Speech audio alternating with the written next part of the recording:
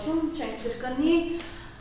հայ առաքելական եկեղեցին այսօր չունի կաթողիկոս, ասում է Նիկոլ Փաշինյանը, խնդրեմ։ Ոմանց համար Նիկոլ Փաշինյանը կարող է ինչ-որ մեծություն է, բայց բոլոր առողջ մարդկանց համար երեկվանից հետո,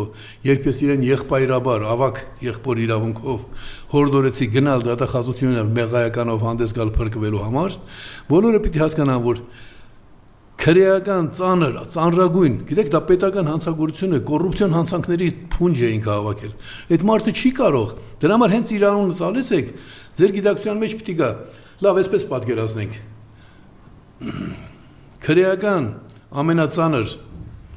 հանցագործություն կատարած անձը հանկարծ իր հանցագործությունների մասին չի խոսում, խոսում է ուրիշ բաների մասին։ Միթե ակնհայտ չի, որ ինքը դա անում է ուշադրությունը ցրելու համար։ Կաթողիկոսի ով լինելը որևէ անհատ չի որոշում։ Դա հսկայական համայնք է որոշում։ Եթե այդ համայնքը նույնիսկ սխալ է կատարում ինչ որ հարցում, քո կարծիքով, դու դատավոր չես։